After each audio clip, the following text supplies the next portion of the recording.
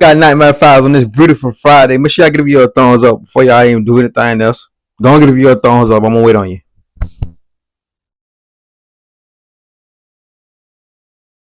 Alright. Y'all know I'm Mexican. Y'all be tripping, bro. And make sure y'all give y'all a comment. You know what I'm saying? What would y'all do in these predicaments? Y'all know, you know what I'm saying? This what I do. For those new people, you know what I'm saying? Make sure y'all come here with some respect. You know what I'm saying? It's alright to give y'all a own opinion. You know what I'm saying? Just don't give your opinion about my video. But yo, for this channel, bro. Let's go ahead and get into it, bro. Y'all niggas be tripping. Well, why the screen so little? The original video down below. Dumb man, nigga. Go look at the original video down below. Fuck, nigga. In the summer of 2023, it was blazing hot in New York City. I had just finished my summer job, and as Labor Day weekend was right around the corner, I really wanted to go on one last vacation before I go back to college. I ultimately decided to go to a lake in the Adirondacks. It was much cooler up there, and I needed a break from the loud noises of the city. I came home on my last day of work, which was on a Friday, and I spent most of my night packing for my trip. I decided to book an Airbnb because it was much less expensive than hotels, as they were overpriced. Definitely. The next morning at 7 a.m., I drove off to my destination. I stopped twice, once for lunch break and once for a refill of gas. Around 5 p.m., I finally arrived at the Airbnb. I walked to the front door and I rang the doorbell. As the doorbell opened, I was greeted by an elderly couple, which I assumed to be the owners of the house. The woman introduced herself as Frances, and the husband introduced himself as Evan. They showed me around the house, and they took me to my room, which I'll be sleeping in for the next 2 nights. I thanked them because they seemed really nice. They looked like they weren't harmful people. Shit. As I closed the bedroom door, Never know. I noticed that it had no lock on it. I found it a little strange because I saw some other rooms and they all had locks on them. That would have been my red flag. Me personally, I don't like rooms or nothing. Like right now, like, you know what I'm saying? I ain't at home right now. I'm at, you know what I'm saying, a disclosed location, you know what I'm saying, in my little house. But I like those to be like when I'm preferably when I'm home, like at my mom's house. I like, you know what I'm saying. I like the doors. Not even my mom's house, but like if I go to a hotel or Airbnb, I like for to have a lock on the door regardless. My mama always taught me that. Close your door. Never know. I didn't think of it too much and just was going about my day. After settling in for a little while, I wanted to explore the town more and go out to dinner somewhere. So I did just that. Came back to the house at around 8:30 p.m. I walked into the house and I didn't hear or see the couple anywhere. I saw their car parked in the driveway, so I assumed that they had been home. I figured they might have just gone to bed early. After closing and locking the front door, I went to shower, got dressed in my pajamas, watched some TV, and read a book before going to bed at around 10:30. The next morning, I woke up to see the lady watching me through the hallway with the door wide open. I said, Frances, are you okay? She froze for like 10 seconds. Bitches, you cool? Yeah, I was just checking on you, make sure you Nah. were okay. Bitch, you ain't my mama. Then she No. walked away. I thought to myself, there's something wrong with this woman. She wanna want this dick. Why would she just watch me sleep through the hallway? How y'all day? Does she do this to all of her guests when they come to stay over? Is her husband aware of her behavior? I found it to be very strange that a person could do something like that. It did not seem right to me. I later on forgot about this whole incident and went to go swimming and relaxing at a nearby beach for most of the day. I also took a drive around a lone lake, and I even considered getting a summer house up there one day. After a long day of being out, I got home around the same time as last night. I walked to the front door again, this time seeing the husband and the wife sitting on the couch. I waved and I said hi to them. Neither of them said hi back. I found this very weird, as owners would usually greet their guests back. I bursted off and What y'all doing? Me personally, I don't stay with nobody if it ain't family, and I don't even stay with family if I'm going out of town. I'd rather get a hotel instead. Like my mom always taught me that too, cause anybody can kick you out at any time. If they get mad at you, y'all have a disagreement or argument. It can be the simple shit. Motherfucker, family members are petty too. Just like, you know what I'm saying, random motherfuckers in the streets. Hell, my grandma taught me that too. went on about the rest of my night. Long At live 11 mother. o'clock hit, I was getting pretty tired and decided to call it a night. Before going to sleep, the thought of what happened this morning came back to me. I was hoping nothing like that would happen again in the middle of the night or the next morning. But boy, was I wrong. What happened the next morning was straight out of a horror movie, something you would see on the news. When I woke up, I felt something funny on my body. It took like 20 to 30 seconds to come to reality. What I saw would haunt me for the rest of my life. Right in front of me, on the bed, I saw the 70 or so, whatever her age was, woman, sitting on my legs, stroking a body part on me that her husband would not agree with. I let out a loud scream and I pushed the woman off the bed. I ran out of that house so fast, taking my phone, I ain't gonna, wallet, car keys, I and ain't gonna tell y'all leaving what I would have everything else did. behind. I'm gonna shut up though. I got in the car and I put the keys in the ignition and I sped out of there without looking back. As I was driving, Not really. I wouldn't even did that. Shut up, bro. Shut up. Y'all don't even know what I would have did, bro. Come on, bro. Shut up. I wouldn't even did that, bro. Chill out. That's sexual harassment. Yes, females could. I have been. I liked it though. No man, I liked it, so it really don't count. And I wasn't sleep. I was wide awake. I'm just shut up, bro. I'm just shut up. I'm shut up, bro. I'm shut up. Let the I video. got on the phone with 911 and I told them exactly what happened.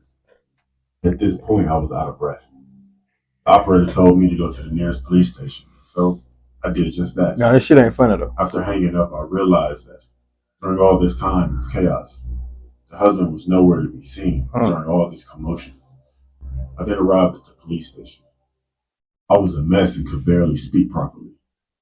After talking with the police for about a half an hour, they told me that they'll investigate the house and question the people.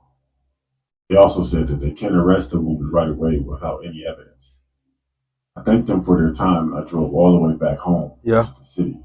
makes Only sense. stopping once for gas. I got home around 4 o'clock.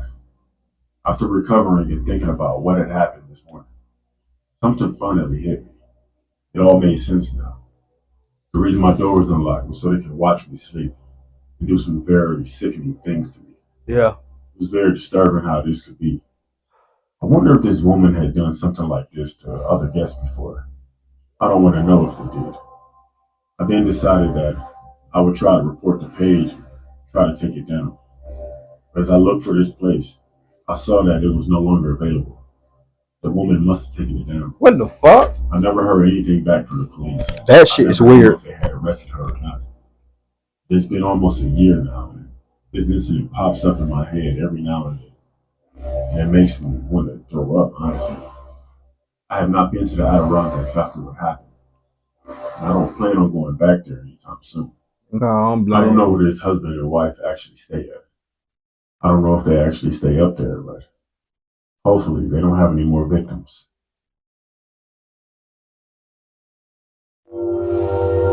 Shit like that, you supposed to post on Facebook. Expose their ass or something.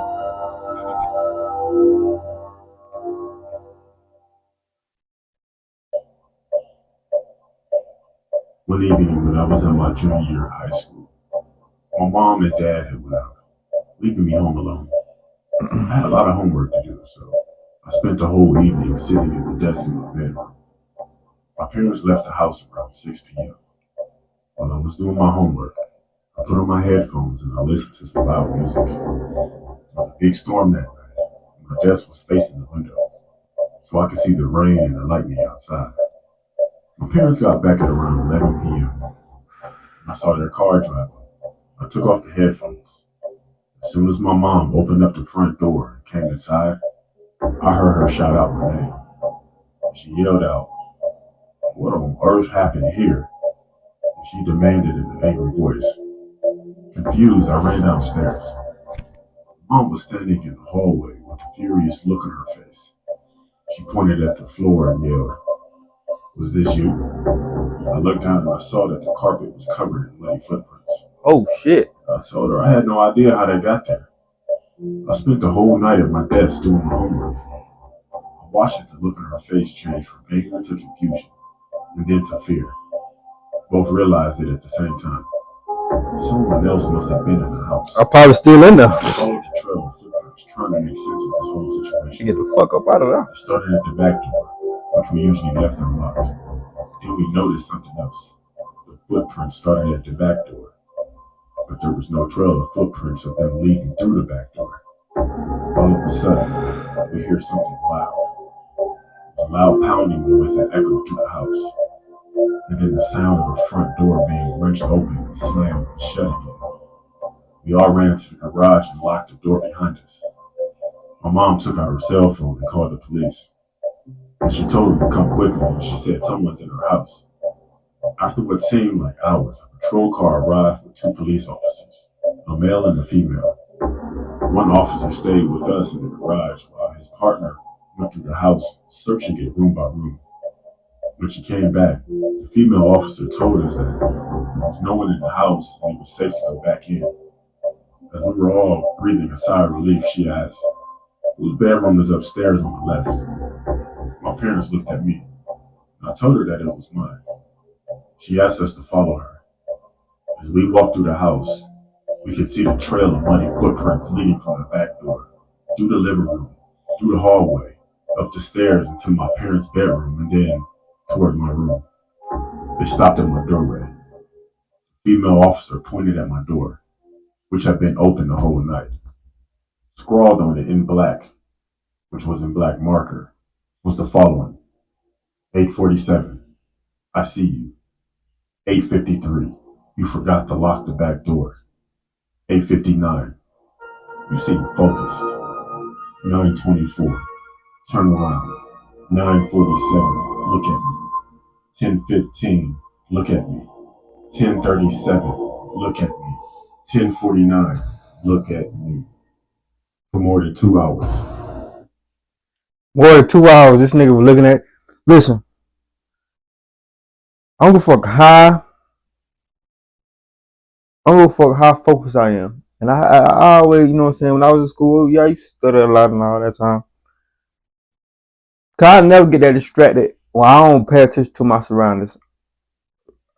Have your mama ever told you to pay attention to your surroundings? Cause, buddy, 2 hours, somebody looking at you. You telling me you didn't feel that? You telling me you didn't feel somebody staring at you for 2 hours?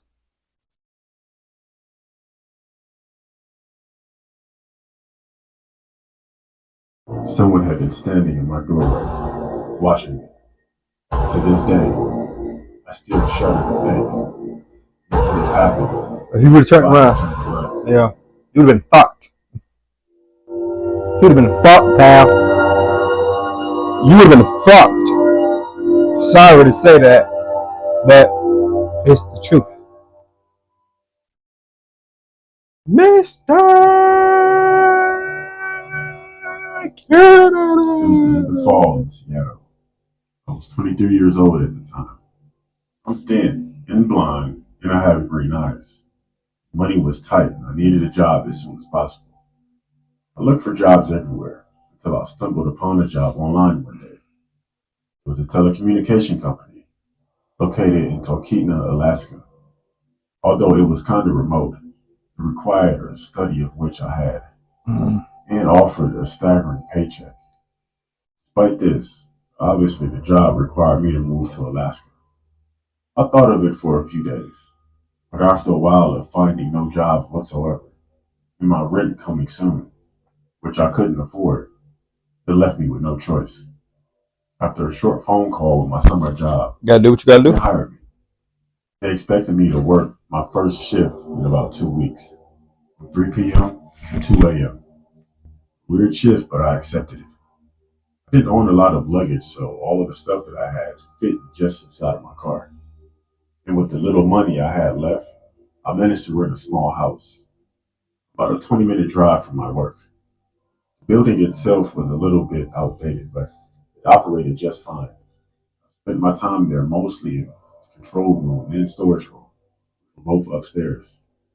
Either preparing the packages for new customers, which they get in their mail when they use our company services, or in the control room, helping customers via phone calls when something doesn't work, or when they don't know how our products work. The control room also has CCTV around the area of the building, including inside, but also outside. I mostly spent the night shift working in the control room, going about the company's records, or really just taking a nap sometimes. It's not like my coworkers would notice because they would all be at home around that time. In the control room, however, was one room which I questioned the necessity for. It was a small, cramped room for up to two, maybe three people with a metal door. The room was always wide open, and you can open and lock it from the inside only. But I'm glad the room was there, and you'll hear soon why. The first few months went by smooth. I got paid very well, so much that I could actually buy my own house, Damn, which what? was Hey, about a 15-minute drive away from work. hey, put me on. I'll move to Alaska. Lord, let him fly me out. Shit. Wow. That nigga said enough. He could actually buy his own house. God damn. Put me on. Nigga, I quit doing YouTube. No, I won't. But as it slowly I got ain't colder, gonna quit YouTube. Never. blizzards became more frequent Never, and more nigga. common. We, It was a very cold blizzard night when I was in the night shift already. nigga. As usual, was inside the control room. I was taking a nap when I abruptly was woken up by the sound of white noise coming from the CCTV. One of the cameras had stopped working. I added a side note to fix it later. Weird, I thought to myself. I took a closer look to the other cameras from outside when I noticed something. I didn't see it at first, but I saw something what looked to be a figure in the distance. It was about as long as an average person, but a little bit chubby. I was still debating whether it was an animal or really just nothing but an effect from the camera due to the heavy snowstorm from outside. I continued my shift, not really thinking anything of it until 1 a.m.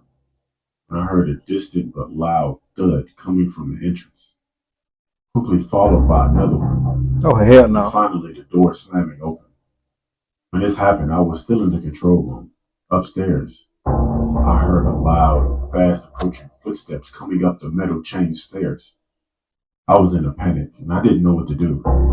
It was getting closer and closer, and the staircase isn't that high from the downstairs.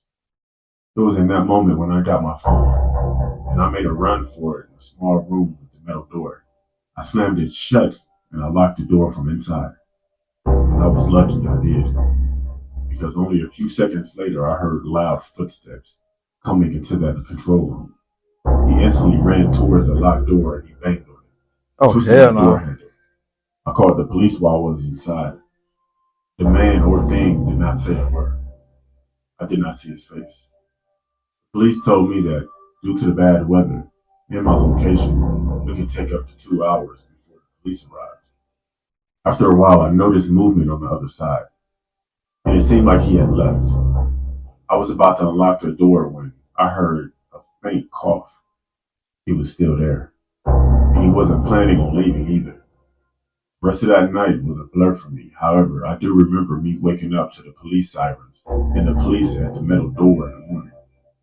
Nothing was stolen or touched, except for that door. And the door handle had no fingerprints at all. I never caught the guy. Shortly after, I quit my job there and moved back to Seattle. It creeps me out whenever I think about the experience. I'm glad that I left when I did. Be safe, man. I gotta be safe, man. I always get y'all some protection. I think Alaska gun law is different though. I don't know. I think I heard. I know. I seen Tommy G video of Alaska. Them niggas getting busy up there. Them niggas getting busy up there. Never mind. But the first story, man, SA is never okay. No matter if it's a female on you, you feel me? It's never okay. You know what I'm saying? Somebody touching you in your sleep, that's never okay. You feel me? And always don't never stay with nobody that ain't your family. Show enough if the doors ain't locked. That's a red flag automatically. Second story, um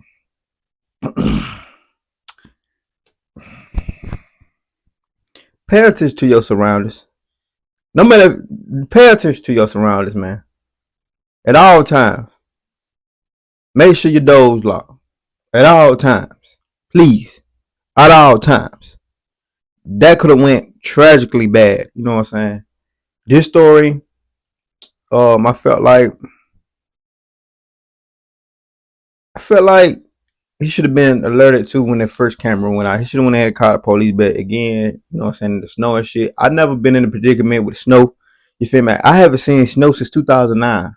So I was 9, my nigga. I never seen snow since 2009. And it's how long now? My point.